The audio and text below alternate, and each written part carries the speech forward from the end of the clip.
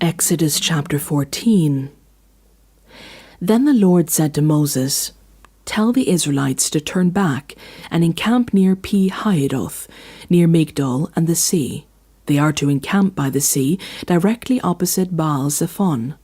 Pharaoh will think the Israelites are wandering around the country in confusion, hemmed in by the desert. And I will harden Pharaoh's heart, and he will pursue them. But I will gain glory for myself through Pharaoh and all his armies, and the Egyptians will know that I am the Lord." So the Israelites did this. When the king of Egypt was told that the people had fled, Pharaoh and his officials changed their minds about them and said, "What have we done? We have let the Israelites go and have lost their services." So he had his chariot made ready and took his army with him. He took 600 of the best chariots along with all the other chariots of Egypt, with officers over all of them. The Lord hardened the heart of Pharaoh, king of Egypt, so that he pursued the Israelites who were marching out boldly. The Egyptians, all Pharaoh's horses and chariots, horsemen and troops, pursued the Israelites and overtook them as they camped by the sea near Pi-hahiroth, opposite Baal-zephon. As Pharaoh approached, the Israelites looked up, and there were the Egyptians marching after them. They were terrified and cried out to the Lord. They said to Moses, "Was it because there were no graves in Egypt that you have brought us to the desert to die? What have you done to us by bringing us out of Egypt? Didn't we say to you in Egypt, 'Leave us alone, let us serve the Egyptians'? It would have been better for us to serve the Egyptians than to die in the desert." Moses answered the people, "Do not be afraid. Stand firm, and you will see the deliverance the Lord will bring you today.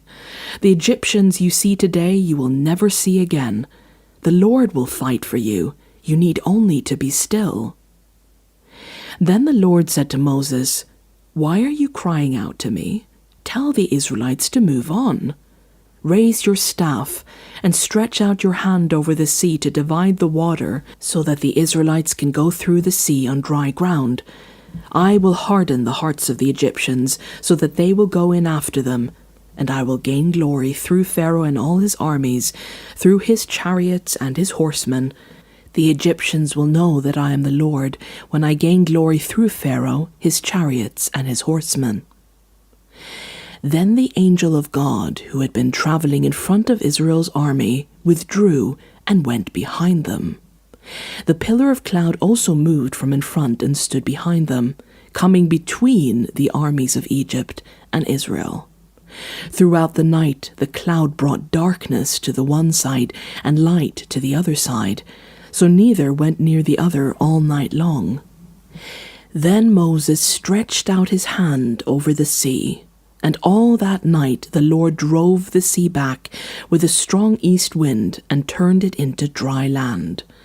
The waters were divided, and the Israelites went through the sea on dry ground with a wall of water on their right and on their left. The Egyptians pursued them, and all Pharaoh's horses and chariots and horsemen followed them into the sea. During the last watch of the night, the Lord looked down from the pillar of fire and cloud at the Egyptian army and threw it into confusion. He jammed the wheels of their chariots so they had difficulty driving, and the Egyptians said, "Let's get away from the Israelites. The Lord is fighting for them against Egypt."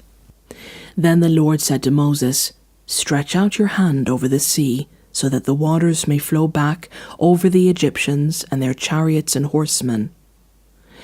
Moses stretched out his hand over the sea, and at daybreak the sea went back to its place. The Egyptians were fleeing toward it, and the Lord swept them into the sea. The water flowed back and covered the chariots and horsemen, the entire army of Pharaoh that had followed the Israelites into the sea. Not one of them survived. But the Israelites went through the sea on dry ground, with a wall of water on their right and on their left.